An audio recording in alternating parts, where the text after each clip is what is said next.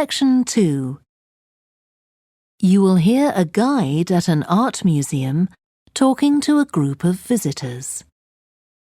First, you have some time to look at questions 11 to 16.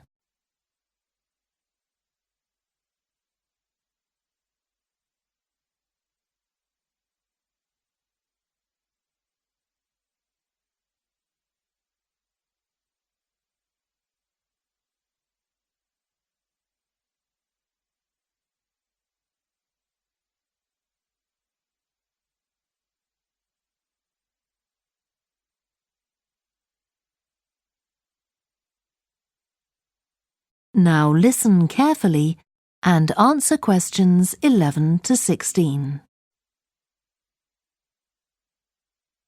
Good morning and welcome to the museum, one with a remarkable range of exhibits which I'm sure you'll enjoy. My name's Greg and I'll tell you about the various collections as we go around. But before we go, let me just give you a taste of what we have here. Well, for one thing, we have a fine collection of 20th and 21st century paintings, many by very well-known artists. I'm sure you'll recognize several of the paintings. This is the gallery that attracts the largest number of visitors, so it's best to go in early in the day before the crowds arrive. Then there are the 19th century paintings. The museum was opened in the middle of that century, and several of the artists each donated one work to get the museum started, as it were. So they're of special interest to us. We feel closer to them than to other works. The Sculpture Gallery has a number of fine exhibits, but I'm afraid it's currently closed for refurbishment. You'll need to come back next year to see it properly, but a number of the sculptures have been moved to other parts of the museum. Around the World is a temporary exhibition. You've probably seen something about it on TV or in the newspapers. It's created a great deal of interest because it presents objects from every continent and many countries and provides information about their social context, why they were made, who for, and so on. Then there's the collection of coins. This is what you might call a focused specialist collection because all the coins come from this country and were produced between 2,000 and 1,000 years ago. And many of them were discovered by ordinary people digging their gardens and donated to the museum. All our porcelain and glass was left to the museum by its founder when he died in 1878, and in the terms of his will, we're not allowed to add anything to that collection. He believed it was perfect in itself, and we don't see any reason to disagree. Before you hear the rest of the talk, you have some time to look at questions 17 to 20.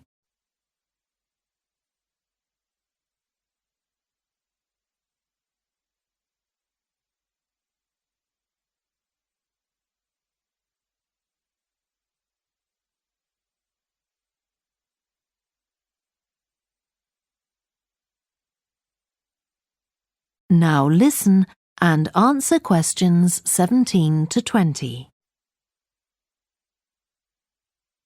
Okay, that was something about the collections, and now here's some more practical information, in case you need it. Most of the museum facilities are downstairs in the basement, so you go down the stairs here. When you reach the bottom of the stairs, you'll find yourself in a sitting area with comfortable chairs and sofas where you can have a rest before continuing your exploration of the museum. We have a very good restaurant which serves excellent food all day in a relaxing atmosphere. To reach it, when you get to the bottom of the stairs, go straight ahead to the far side of the sitting area, then turn right into the corridor. You'll see the door of the restaurant facing you. If you just want a snack or if you'd like to eat somewhere with facilities for children, we also have a cafe. When you reach the bottom of the stairs, you'll need to go straight ahead, turn right into the corridor, and the cafe is immediately on the right. And talking about children, there are baby-changing facilities downstairs. Cross the sitting area, continue straight ahead along the corridor on the left, and you and your baby will find the facilities on the left-hand side. The cloakroom, where you should leave coats, umbrellas, and any large bags, is on the left-hand side of the sitting area. It's through the last door before you come to the corridor. There are toilets on every floor, but in the basement, they're the first rooms on the left when you get down there. Okay, now if you've got anything to leave in the cloakroom, please do that now, and then we'll start our tour. That is the end of section 2. You now have half a minute to check your answers.